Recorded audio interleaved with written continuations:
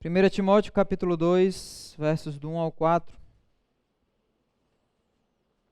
diz assim: Antes de tudo, recomendo que se façam súplicas, orações, intercessões e ações de graças por todos os homens, pelos reis e por todos que exercem autoridade, para que tenhamos uma vida tranquila e pacífica, com toda a piedade e dignidade.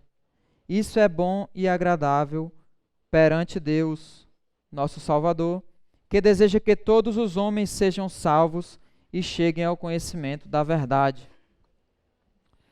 Vamos orar? Pai querido, quero te pedir, Senhor, que fale comigo, Senhor, e com o restante da igreja nessa noite, Senhor. Que a gente possa aprender o que a Tua palavra quer para as nossas vidas e que a gente saia daqui, Senhor, transformados e com a intenção de fazer o que ela nos orienta a fazer. É isso que nós pedimos e te agradecemos, Senhor. Amém. Meus irmãos, o livro de Timóteo, assim como 1 e 2 Timóteo, assim como o livro de Tito, é conhecido no Novo Testamento como as pastorais. É um livro escrito por Paulo e ele foi escrito para esses dois líderes, né? Líderes de igreja, Timóteo em Éfeso e Tito em Creta. É conhecido como pastorais pelo seu conteúdo, que ele tem a intenção de instruir Timóteo e Tito com relação à igreja e também instruir a igreja com relação às práticas eclesiásticas. Então, esse livro aqui, diferente do restante dos outros livros de Paulo, né? Esses 3 livros, mas focando agora em 1 Timóteo, ele foi escrito diretamente para ser entregue a Timóteo, diferente das outras cartas que foram cartas às igrejas. Mas isso não quer dizer que esse livro não foi escrito para a igreja de Éfeso. Na verdade, lá no capítulo 6, a última frase que ele fala é: graça seja com vocês. A última frase de Paulo é essa. Então, indicando que ele gostaria que esse livro, essa carta, né, fosse lida não só por Timóteo, mas também para toda a igreja e por toda a igreja. Então, existem alguns motivos para que essa carta tenha sido escrita direcionada a Timóteo, e um deles é para incentivar Timóteo. Timóteo era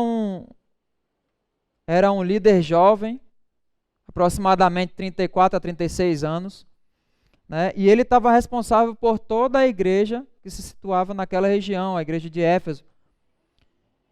Junto a isso, Timóteo teve a árdua responsabilidade de substituir Paulo. Paulo passou 3 anos naquela região, 3 anos em Éfeso, implantando a igreja e pregando o evangelho aos gentios.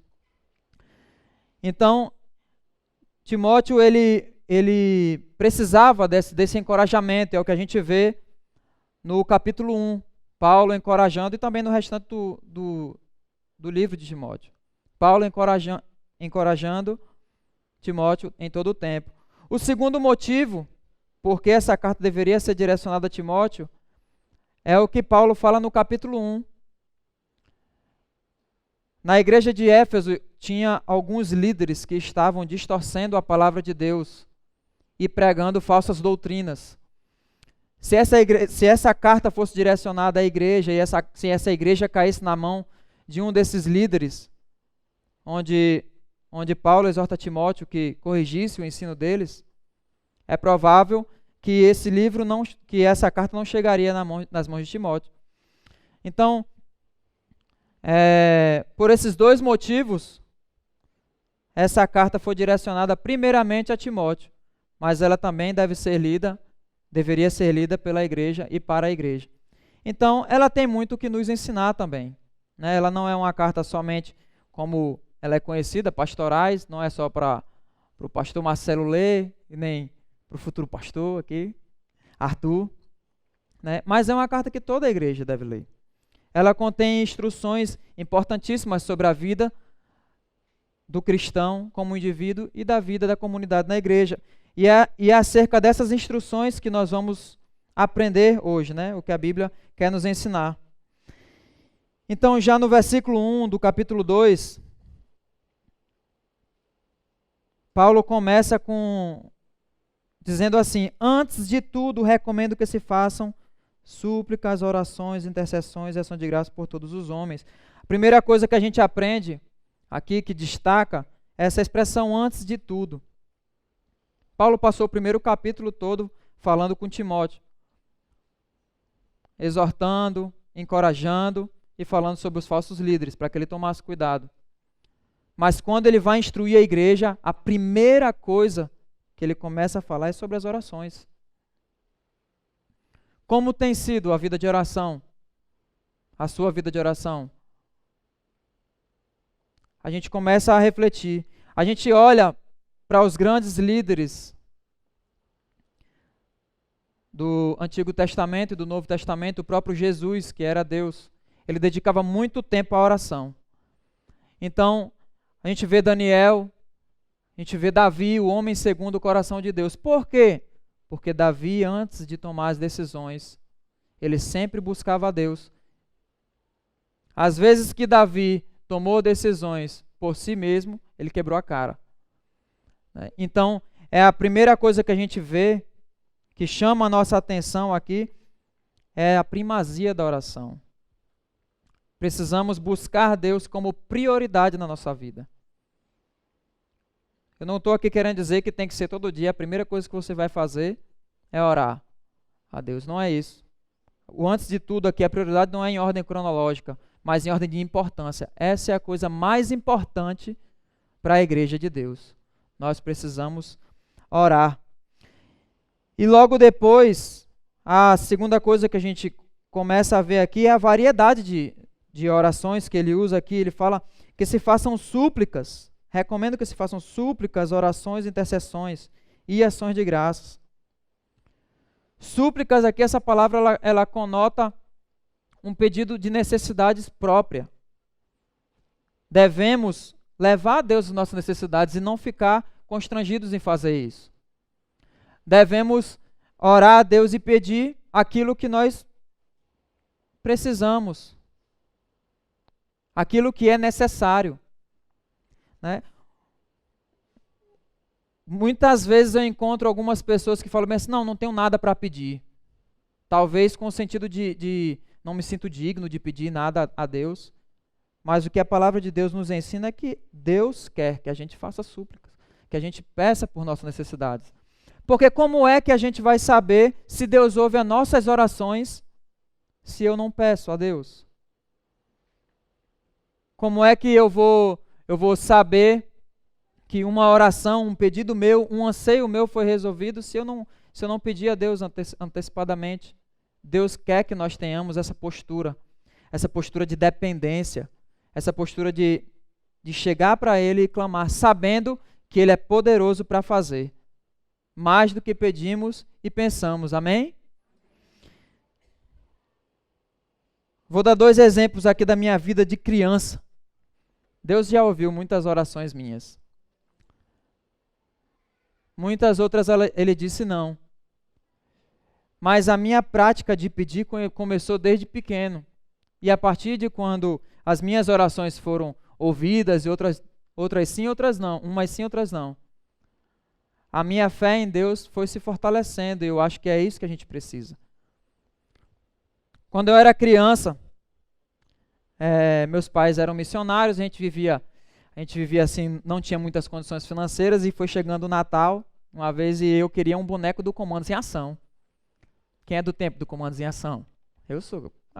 Só eu que tenho 30 anos aqui. Então, eu queria um boneco do Comandos em Ação, né? Aí eu cheguei para minha mãe, naquela época era caro, viu? Eu cheguei para minha mãe: eu quero um boneco do Comandos em Ação. Ela disse: ora a Deus, meu filho. Quem sabe você ganha. E naquela época, eu me lembro que toda vez assim, Dia das Crianças, Natal, chegava alguns presentes que a galera mandava para os missionários. E eu comecei a orar: ó, meu Deus, que chegue meu boneco do Comandos em Ação, né? Aquela oração de criança, aquela oração dependente, Deus para tudo é possível. E a gente precisa ter essa postura, né? E eu orei, quando chegou no Natal, eu não ganhei o boneco do Comandos em Ação, né? Mas eu ganhei uma nave do Comandos em Ação, original, era mais do que eu tinha pedido, né? E eu fiquei mais feliz do que se eu tivesse ganhado o boneco, porque o boneco era mais fácil de eu conseguir. Eu brincava com um dos meus amigos, e ele acabou me dando um. Eu tinha um amigo que ele tinha vários, ele me deu um para eu brincar na nave, né? Porque tinha um local de encaixar o boneco e eu não tinha o boneco. Aí ele se compadeceu de mim e acabou me dando um. Mas aquilo ficou guardado na minha memória, né? Eu falei, Deus ouve a minha oração. Né? E teve outra situação também, de quando eu tinha 6 anos, a minha mãe engravidou do último menino, né? Railber. Ele vai estar chegando aí próximo fim de semana. Então, minha mãe engravidou dele e eu tinha um grilo, né? Assim, porque nós éramos 3 até então, né? E 2, a minha irmã Livane e Nilber, que veio aqui semana passada, eles nasceram em outubro e eu nasci em janeiro. Aí eu falava, pô, tem 2 de outubro e só eu de janeiro. Quando minha mãe engravidou, eu cheguei para ela e perguntei, mãe, quando é que vai nascer Railber? Ela disse, em março. Eu disse, em março, mãe? Por que não nasce em janeiro, para ficar eu e ele de janeiro? Aí ela disse, ore a Deus. Quem sabe ele não nasce em janeiro? Eu disse, eu vou orar. E eu orava, eu me lembro dessas orações. A gente fazia o devocional diário, né? Comecei a orar. E dia 30 de janeiro, nasce um menino prematuro. Acho que se a minha mãe soubesse, né, que Deus ia ouvir a oração de uma criança, ela tinha pedido para isso não acontecer. Mas é uma bênção, né? Um menino acelerado, né? Menino de incubadora. Enfim. Mas Deus ouviu minha oração, uma oração que a gente olha para trás, né? Eu olho para trás e são orações bestas, um desejo do meu coração, e não sei se faria alguma diferença se Deus não tivesse ouvido. Mas por Ele ter ouvido uma oração dessa, a oração de uma criança, isso fortaleceu a minha fé. Então nós precisamos orar, mas orar crendo que Deus tem o poder de ouvir as nossas súplicas. Uma outra espécie de oração que ele usa aqui é o termo orações, é o termo mais utilizado. E esse termo, ele é somente utilizado quando a gente se relaciona com Deus. Então, súplicas e intercessões são palavras que podem ser utilizadas no cotidiano no caso de súplicas, um pedido sobre necessidades para outra pessoa, né? Mas a oração, ela nos coloca no nosso lugar. Ela mostra uma total dependência de Deus. A oração, ela enfatiza o seu caráter sagrado. Era um termo utilizado somente quando você conversava com o Criador. Deus, ele está acima da gente. Nós somos apenas seres humanos. Deus é o Criador, é o provedor, onisciente, pode todas as coisas, e Ele quer de nós que nós tenhamos uma postura de adoração a Ele, uma postura de reverência. E a terceira palavra que ele usa aqui é intercessões. Essa palavra é utilizada para já não mais pedirmos por nós, mas a intercessão é feita por outra pessoa. Era a mesma palavra que era utilizada quando alguém chegava perante o rei para interceder por outra pessoa. Sabendo que o rei tem a possibilidade de ouvir o nosso pedido ou não. E de fazer por outra pessoa o que nós estamos intercedendo. Então, aqui a Bíblia vai nos ensinando que Deus quer que a gente peça a Ele sobre as nossas necessidades. Deus quer que nós tenhamos reverência quando oramos. Mas Deus também quer que a gente não seja egoísta. Que a gente não peça só para mim, me dá, me abençoa. Mas que a gente interceda por outras pessoas. Nós precisamos olhar para os de fora. Orar por outras pessoas. Interceder pelas necessidades dos outros. Deus quer que a gente faça isso. E por último, ele usa aqui ações de graça. Ações de graça é uma forma de louvar a Deus. E a gente louva a Deus pelo que Ele tem feito, pelas respostas de oração e principalmente pelo que Ele é. Se nós temos uma postura de gratidão, a gente consegue ver mais Deus nas coisas. Coisas simples. O único fato da gente acordar a cada dia, isso é uma dádiva de Deus. A gente sair e chegar em casa. Isso é um presente de Deus. Precisamos ver Deus nas pequenas coisas e ter um coração grato. Precisamos orar mais, meus irmãos. Precisamos suplicar, orar, interceder e ter uma postura de gratidão. E isso por todos os homens. Né? Aqui, a palavra de Deus não está dizendo que a gente precisa orar individualmente por cada um. Isso nem é possível para a gente. Né? Mas a palavra de Deus está dizendo que a oração ela não é exclusivista. Precisamos orar pelos pobres, mas também precisamos orar pelos ricos. Precisamos orar pelos cristãos, mas também precisamos orar pelos não crentes. Precisamos orar pelas pessoas que estão perto da gente, que a gente sabe mais das necessidades dele. Mas precisamos orar também pelos que estão distantes, pelos brasileiros e por todas as outras nações, pela nossa igreja e por todas as outras. A oração, ela engloba toda a sociedade, sem acepção de pessoas. Provavelmente, Paulo escreve isso aqui para combater um ensino exclusivista, de que a gente precisa interceder só pela própria igreja. Pode ser isso que uma das coisas que estavam sendo ensinadas errado nessa igreja. Mas uma coisa que a gente aprende aqui é que a gente precisa interceder por outras pessoas também, sem acepção. E ele enfatiza no versículo 2 que precisamos orar pelos reis e por todos que exercem autoridade. Meus irmãos, todos os homens já englobam os reis, é ou não é? Engloba. Mas aqui Paulo está enfatizando. Quando foi a última vez que você orou pela nossa presidente, pelo nosso governador? Se é que nós já oramos alguma vez. A realidade dessa carta, Paulo está falando numa época em que o imperador que comandava, que governava a igreja de Éfeso e toda aquela região, era Nero. Ele era um cara totalmente contra a igreja, pelo simples motivo de que a igreja não o adorava como Senhor. Ele queria para ele essa devoção, mas a igreja reconhecia que o único Senhor era Deus. Então ele já tinha essa antipatia. E provavelmente após essa carta, foi dado início à perseguição mais ferrenha aos cristãos. Mas Paulo, ele enfatiza, nós precisamos orar pelos reis e por todos que exercem autoridades. Precisamos orar não só pelos nossos governantes, mas pelos demais líderes. Você precisa orar pelo seu chefe, pelo seu professor, pelo nosso pastor, pelos líderes de célula, pelos líderes de ministério, todos aqueles que têm autoridade sobre a sua vida. Todas essas pessoas nós precisamos orar. E ele está enfatizando isso aqui.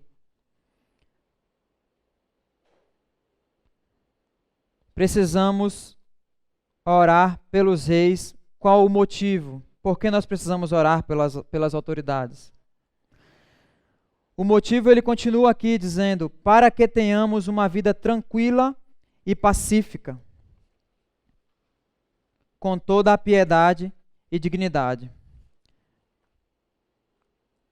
Meus irmãos, se tem uma coisa que a gente tem feito e que a gente vê muitas pessoas fazendo, é em vez de orar pelas autoridades é criticar, satirizar. Nós, como igreja, precisamos orar por elas e não ficar encaminhando aquelas besteiras que ficam passando pelo WhatsApp, pelo Facebook. A gente não precisa concordar com tudo, e se preciso for, a gente pode sim e deve participar das manifestações, desde que dentro da legalidade, desde que não haja agressividade.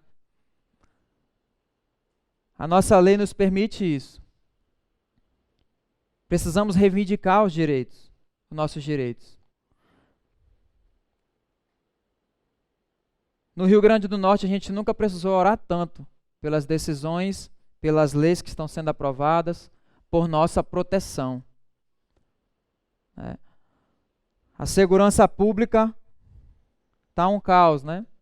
Essa semana a gente viu a história aí daquela universitária, uma jovem de 19 anos que foi morta, mais uma, né?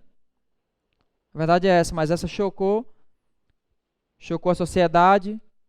Ontem teve uma manifestação, mais de 2.000 pessoas passaram pela Itapetinga, de luto, de preto, reivindicando isso aí. Nós precisamos orar, meus irmãos, por isso. Precisamos orar pelos nossos governantes, para que eles tomem atitudes, para que a gente possa viver uma vida tranquila e pacífica. A tranquilidade, ela envolve uma vida livre de inquietudes externas. Eu nunca vi tanta gente, sinceramente, ultimamente, com pânico de andar na rua. E essa palavra pacífica, ela enfatiza as perturbações internas, para que a gente não ande estressado, para que a gente tenha paz. Para quê? Para que a gente possa ter uma vida piedosa e digna. A piedade, ela está ligada totalmente à devoção a Deus, para que a gente possa ter a tranquilidade de cultuar a Deus. Precisamos orar por isso, para que a gente possa ter paz de sair daqui e saber que não vai ser assaltado, ou mesmo enquanto a gente está aqui dentro. Precisamos orar pelas autoridades e pelos nossos governantes. Mas não somente isso. Deus quer que a gente ore para que o Evangelho seja proclamado. A piedade e a dignidade têm duas relações. A piedade, a de devoção a Deus, e a dignidade, a de vida com os outros. Não tem como nós termos uma vida relacional, de acordo com a palavra de Deus, com as outras pessoas, se nós não temos uma vida piedosa. E se nós não temos essa possibilidade de ter essa vida piedosa, vai ser afetado. Então, nós precisamos orar por isso. Um outro motivo que nós precisamos orar pelas autoridades e por todos os homens é porque isso é bom e agradável a Deus. Meus irmãos, bom e agradável a Deus é utilizado em outras passagens na Bíblia, essa combinação de palavras. Elas se completam como algo extremamente agradável a Deus. No Salmo 133 é utilizado as mesmas palavras. Ó, quão bom e agradável é viver unidos os irmãos. Ali está falando de união da igreja. E aqui está utilizando as mesmas duas palavras para falar sobre a oração. Então, no mesmo nível de importância que nós precisamos estar unidos uns com os outros, nós precisamos ter uma vida de devoção a Deus, de oração. Isso mostra, uma vida de oração mostra total dependência de Deus. Infelizmente, nós vivemos hoje numa sociedade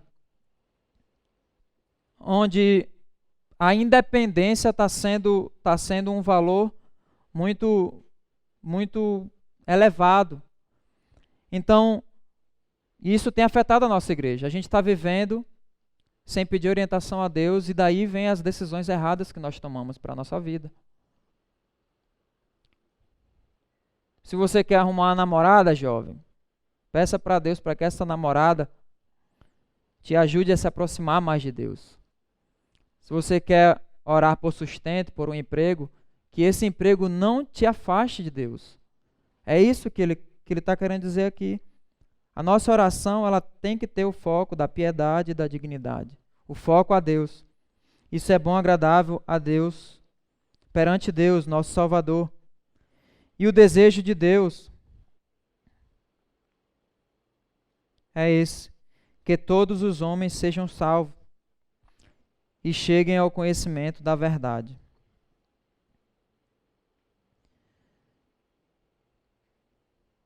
Uma das qualidades mais valorizadas hoje é a tolerância. Vivemos numa sociedade pós-moderna, onde a qualidade mais valorizada é a tolerância. Você precisa me tolerar, eu lhe tolero e eu lhe tolero. Sinceramente, eu tenho andado muito preocupado, porque nessa tolerância existe também o relativismo, onde a sua verdade não é minha verdade, e a gente convive em paz. E as pessoas estão convivendo em paz conosco, enquanto a gente está tendo enquanto a gente não se posiciona. Enquanto ele fala e a gente ouve e fica por isso mesmo. Mas nós não somos chamados, meus irmãos, para apenas escutar. O mandamento de Jesus em Mateus 28, vamos abrir lá em Mateus 28, versículo 19 e 20. Versículo 19, vai concordar com o que Paulo está falando aqui. Precisamos orar pela salvação das pessoas. Essa é a vontade de Deus.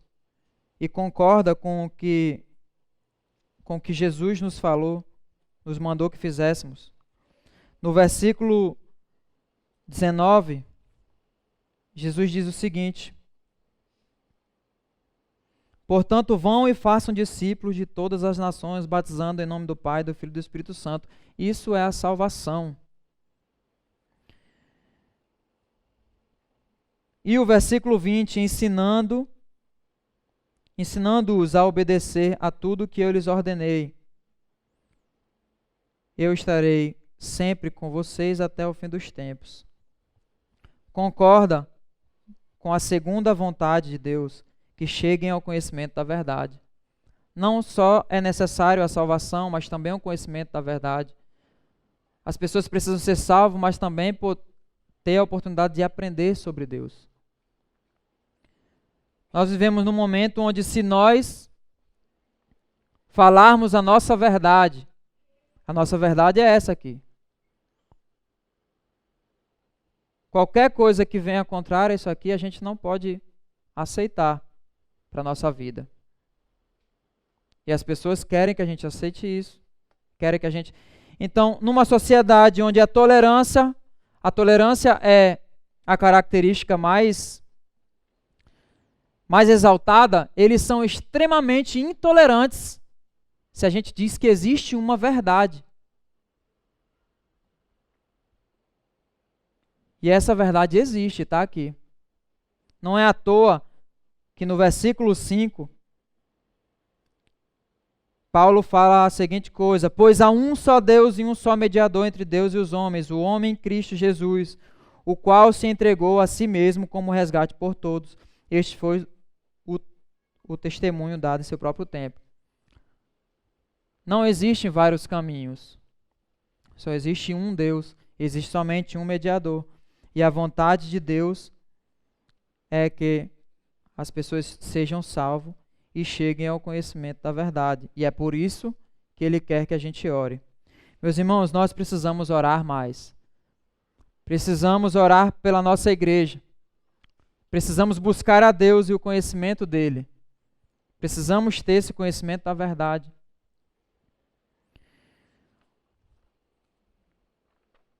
Quando foi a última vez que você convidou alguém para vir para a igreja?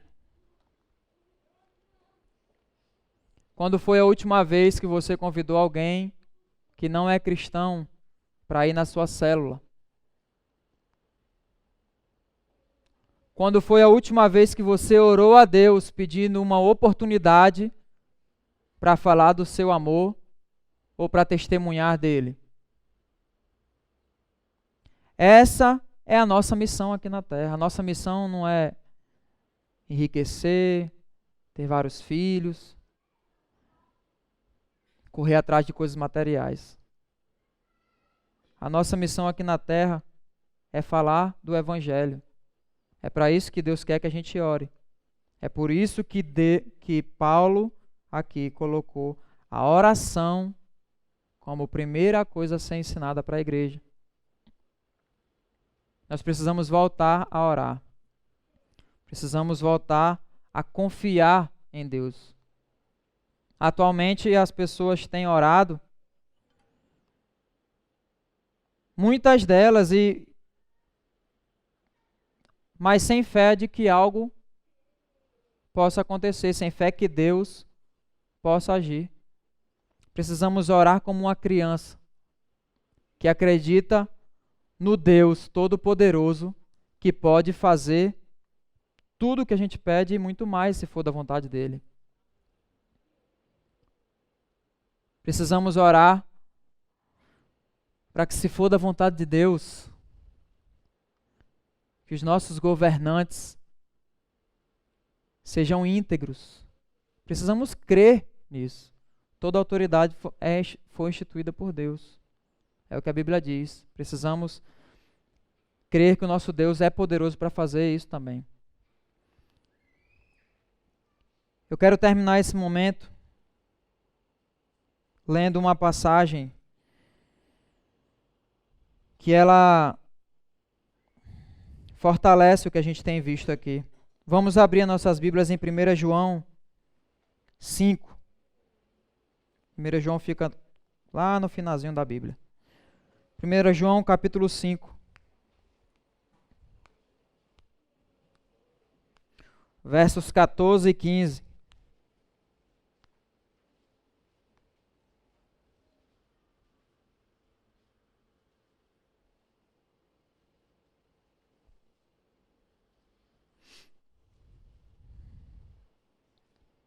Primeira João 5, versos 14 e 15. A palavra de Deus diz assim: Esta é a confiança que temos ao nos aproximarmos de Deus. Se pedirmos alguma coisa de acordo com a sua vontade, Ele nos ouve. E sabemos que Ele nos ouve em tudo o que pedimos. Sabemos que temos o que dele pedimos. Se nós estivermos orando dentro da vontade de Deus, orando como Deus quer que a gente ore, devemos, como igreja, orar uns pelos outros. Devemos orar pelos de fora, principalmente pelos governantes, porque a partir deles é que nós vamos ter paz, de cultuar a Deus, viver uma vida que agrada a Deus. E também oportunidades para pregar o Evangelho e tanto aprender como ensinar as Escrituras. Amém, meus irmãos?